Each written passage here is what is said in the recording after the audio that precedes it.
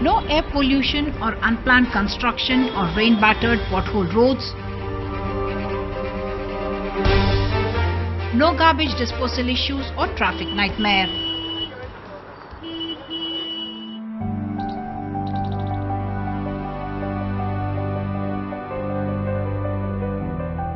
Welcome to India's ambitiously futuristic city Amaravati that promises to take care of all this and more. Spread over 217 square kilometers, Andhra Pradesh's future capital in the making promises to be among the happiest in the world, with high standards of livability, infrastructure and a thriving economic environment. Earlier I had an experience. There were two cities in Andhra Pradesh. One is Hyderabad and Secunderabad, twin cities, that is the capital. I added one more city, that is Hyderabad. That is a new city today, knowledge economy. Now people are working there, not only there, they are going all over the world. It is creating wealth and also revenue for the government. Now I am planning greenfield city, that is a brownfield city. Now it is a greenfield city. We can plan what all we want to plan. It is a 21st century city. It will be one among top 5 in the world. You will name anything, either air quality or water quality or food quality or smart city in true spirit, everything we are planning. After bifurcation, the new state of Andhra Pradesh was left with no capital and a huge revenue deficit. Though Hyderabad could be joint capital for 10 years, the TDP government moved fast. An interim government complex was built at Velagapudi in a record 7 months. 6 lakh square feet of office space for the secretariat and a new assembly too started functioning at Amaravati. But Chief Minister Chandrababu Naidu did not stop with an administrative capital. He showed courage and conviction to think big, envision a capital that would be the best in the country and among the best in the world. He wanted to convert the crisis into an opportunity. If you think there is no money, you cannot do anything. Even earlier I demanded 5 lakh crores to build this type of capital, what you have done in Hyderabad. And also at that time, if you go through, it will take 20 years time, gestation time. I didn't have land. Then land pooling, innovative way, I moved forward. I don't have funds. Then how to go for monetization of land, I have planned. It is a win-win situation for farmers and also at the same time, even for capital. I am confident now. We are having sufficient land. We will build one of the best cities. And also we are mobilizing resources. We are spending nearly 50,000 crores on capital to start with. That is the amount of money for trunk infrastructure and land pool land infrastructure. Our Honorable CM felt that we should use it as an opportunity. There was a crisis because there was no capital. So he said, let us convert it to an opportunity. And with the land coming from the land pooling and with the funding getting tied up and all. So it's basically ideas which create wealth. It is not necessary that you need to have money. If you have good ideas and good leadership, I think we can definitely do well. And this would, present to the entire world that what India can do as far as urban planning is concerned. The first step to build the new capital was a first of its kind land pooling scheme that is now being hailed as a major social innovation. Nearly 34,000 acres came into the government kitty from over 28,000 farmers within 90 days without the government paying any money upfront.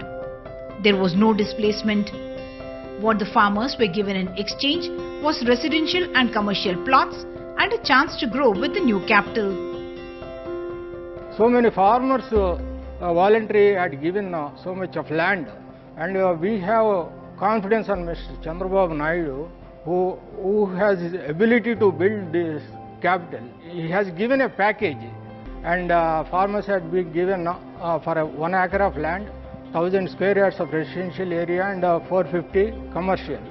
As a farmer, it was very painful for me to give a land, but Chandrababu Naidu promised us, and also economically it's good for us. We had given the land for him, we had very tremendous confidence on him, so he can complete the project in correct time.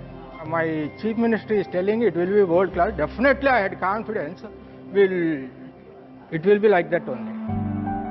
Komineni Ramarao contributed 10 acres under land pooling. Like most people here, he gets emotional and feels wronged by a bifurcation they did not want. That took away Hyderabad. That is why he says they invested in a Chandrababu Naidu, who had the experience of building and putting Hyderabad on the global map. నాది 5 ఎకరాలు ఇచ్చాము, మా అమ్మాయిది ఒక 5 ఎకరాలు ఇచ్చాము. దానికి సంబంధించి ఎకరానికి 1250 గజాల చొప్పున 1000 గజాలు రెసిడెన్షియల్, 250 గజాలు కమర్షియల్, మాకు ప్లాట్లు కూడా అలాట్మెంట్ చేశాడు. మాకు ప్లాట్లలో ఇన్నర్ రింగ్ రోడ్లు కూడా డెవలప్మెంట్ చేస్తున్నారు. చాలా హ్యాపీగా ఉంది. ప్రతి సంవత్సరం మే ఫస్ట్ వీక్లో కౌళ్ళు ఇస్తున్నాడు. ఎవ్రీ ఇయర్ 10% ఎక్స్ట్రా చేసి ఇస్తున్నాడు. ఇప్పుడు 5 ఇయర్స్ పూర్తవుతుంది. ఇంకో 5 సంవత్సరాలు వస్తాయి. ఆయన మీద మాకు బాగా నమ్మకం. లేకపోతే మేము ఇంత పొలం అప్పచెప్పటం అంటే అది రికార్డ్ బ్రేక్. మా నమ్మకాన్ని ఆయన కూడా నిలబెట్టుకున్నాడు.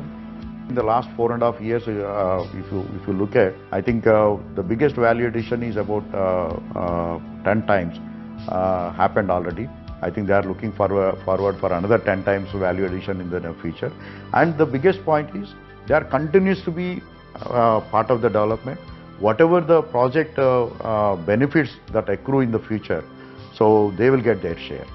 So that is the uniqueness of this project, and that is being continued. And now it has become a big role model for the country and also across the outside the country also. So a lot of teams are coming, studying, and then replicating in their context. From a dream 4 years ago to reality today.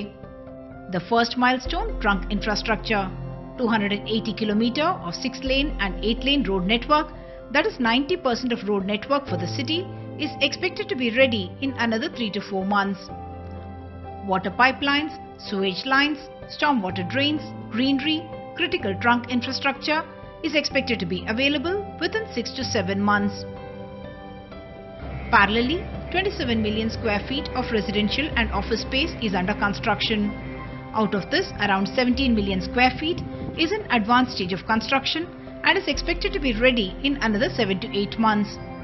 The rest of the 10 million square feet will be ready in another 24 months. These include high-quality housing for all government staff, from senior officers to the lowest in the administrative hierarchy. Site engineers take great pride that the quality of construction and works is uniformly superlative.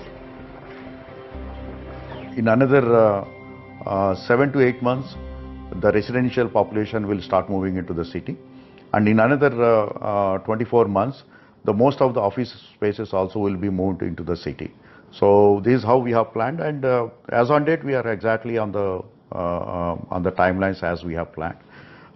The works are happening very briskly. Day and night, the works are happening. So more than 30,000 workers are working 24/7.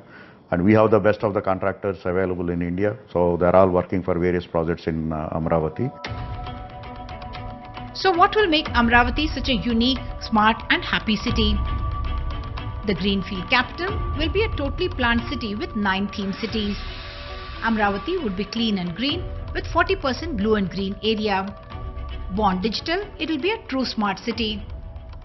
Infrastructure has been planned for the future, being built for 2050, when Amaravati expects to have 3.5 million population and 1.5 million jobs.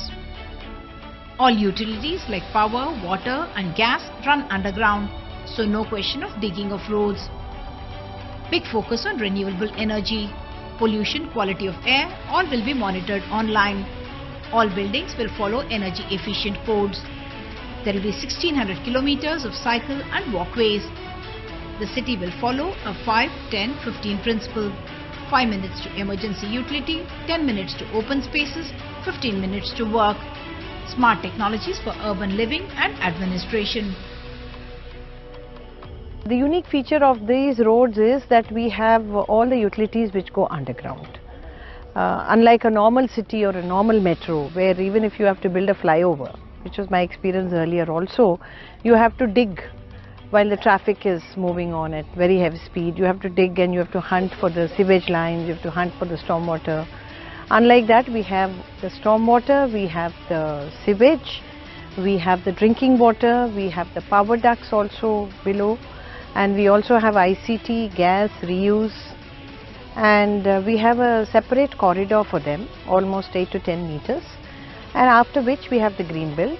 And one other unique feature is we also have a pedestrian path which is missing from many of the roads nowadays, and also a cycle path.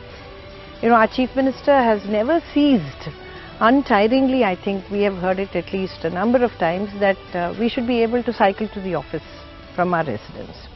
And this is perhaps one city where it would be possible. The best in the business in urban city planning, most reputed architects, designers and planners from Japan, China, Singapore, Netherlands and the UK have brought in native ideas, state-of-the-art technology and best practices from across the world and integrated it with local aesthetics and culture to design Amaravati.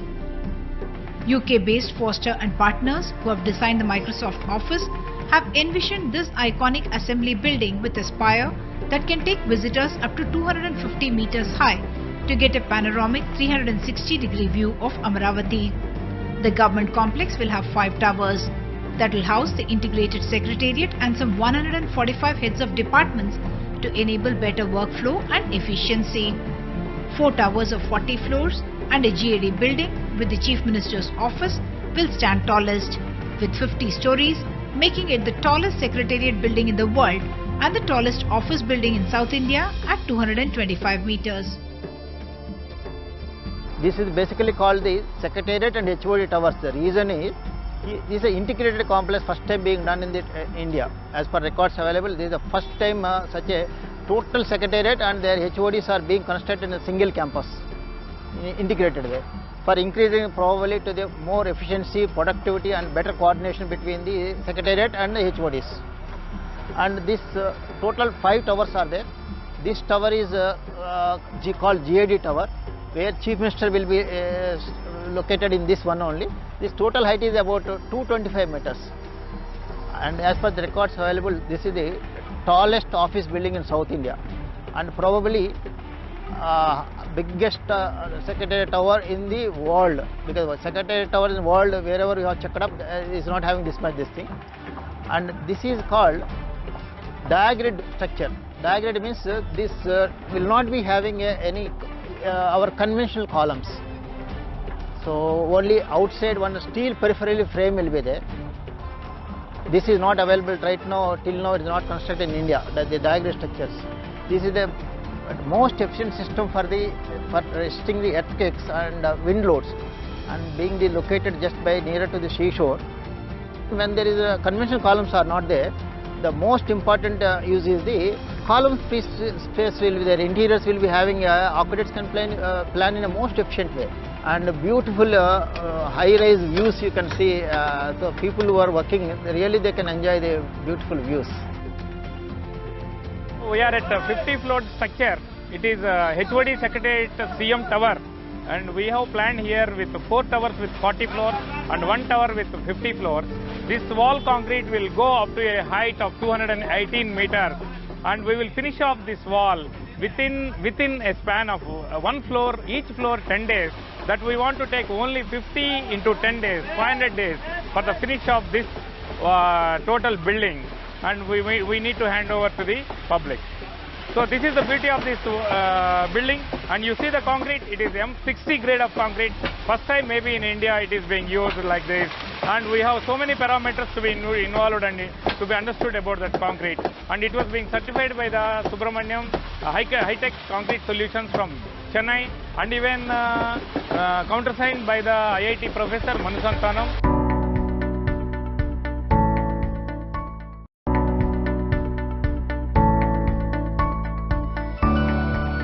Getting big brand names from across the globe involved in building Amaravati has other cascading spin-offs as well for brand Amaravati. The master plan was prepared by Sarbana Jurong. See, they have the experience of preparing similar master plans for the greenfield cities in the country, in the abroad world as well. For example, Sabanajurong they have done for Singapore, they have done for other cities. So it is a very planned city. And then the second thing is international partnership gives us that uniqueness. So for example, the master developers have been now Semcob and Ascendas. They have been selected as the master developer for the core capital, for the central business district. Whole idea is if they are master developers, they would be able to get international brands here, whether in retail or in hospitality or in the banking sector or in the IT sector or in the financial institution. So once those names came, as I said, otherwise why should anybody come to Amaravati? We basically started with the proposition, why Amaravati? So we compared with the rest of the city. So one, we said the planning has to be there, proper good quality infrastructure has to be there, the renowned names have to be there. So if there are international companies who go and propagate, look, we are developing Amaravati, definitely the international brands will have more confidence than other than we saying or the CRD saying that look, we are developing Amaravati. That is why we brought them. The plan is to have the city ready for at least 1 lakh population by 2022. The Honorable Chief Minister desired that while the infrastructure development work is happening, so we should also focus more on the social infrastructure. So be it the universities, schools, colleges, hotels, restaurants, and then the malls. So we started getting most of these things are being done by the private operators. So we have more than 11 hotels, so we have allotted the lands. So out of that, 7 5-star hotels. So the big brands in India are there in Amaravati now. And again, some 4-star hotels, some 3-star hotels. And so we, by invitation, we got around 9 the best Indian schools into Amaravati. So, so all the schools now, they have started the work.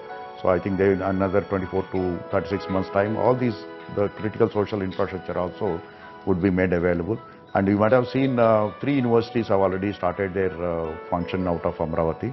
The SRM, they completed their phase 1, and then the VIT, they completed their phase 1. The Amrita University, the currently work is happening. And so we also allotted lands to BR Shetty and Indo-UK group. SRM University has been running its full-fledged campus here for 2 years now with 1500 students. This is the best possible opportunity. Is the country as the first capital city was being built as a capital city. We SRM wanted to grow along with Amaravati, the capital city.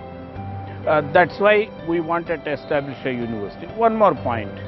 We have great faith and belief in the Honorable Chief Minister of Andhra Pradesh, Sri Chandrababu Naidu Garu. That belief and faith brought us here to establish a world-class university. I am very optimistic. In the next 10 years, this city will grow in a big way, and perhaps many other capital cities of the neighboring states may have to compete with Amaravati. At Amaravati, an experience center has been set up where people from all over the state and outside are flocking to see what is going to be the pride of not just the state but the country. I'm Anju Vallabneni. I'm from Columbus, Ohio actually. Chandrababu Naidu proved himself. I mean, we saw his whatever he did for Hyderabad, like high-tech city and other things. Same thing, you know, everyone has a belief, and that shows here. So I'd like to go over and see more. So some of them even better than US, I can say. So once these things happen, so that's the this unbelievable thing, especially in this part of city. In Vijayawada, nobody expected that this is going to happen here, but he's proving that. The government is proving that. We have confidence, and a lot of NRIs, you know, it's not only Telugu people, but I have a lot of friends, you know, across the country who are in India, who are in US. So they're all excited and they want to come and see here and also invest here. So a lot of industries, a lot of friends came here and we are investing here. The strategies used to finance this mega capital project has been innovative. Out of the total cost of 1 lakh crore rupees, 52,000 crore rupees has been cleared by the government and 40,000 worth of works are happening on the ground. The funding we tied up in such a manner. So we get some grants from the government of India, and we get some grants from government of AP, And the rest is we are trying to raise from the markets through the bonds and through the lending from the agencies and the banks. The idea is once the infrastructure is developed, and we will be monetizing most of these infrastructure assets, and also we'll be generating a lot of revenue as the city grows, and this revenue and the monetization of the assets, so will be facilitating us in repayment of the loans. So it's a completely made into a robust financial plan, and as per the plan we are going ahead. So when we initially thought mobilizing funds for this project from the public, so we went to the market. So we went to the market for about 1300 crores, and within 1 hour that got oversubscribed by almost 1.5 times. So we have taken whatever the money they have given to us. There's almost 2000 crores we have taken from the market. So that itself shows the confidence of the market on this project. And parallelly, when we started developing this infrastructure, so the CRD has also entered into the real estate development, and we launched the Happiness series. In less than 1.5 hours, all 1200 units got sold out. Now I have a waiting list of around 19,000 people. So all these things shows that the confidence of the people, confidence of the market, confidence of the thinkers on the project. Amaravati is all set to vie for the position of the happiest city in the world, setting new benchmarks for standards of living, infrastructure, smart elements and management. The world is watching.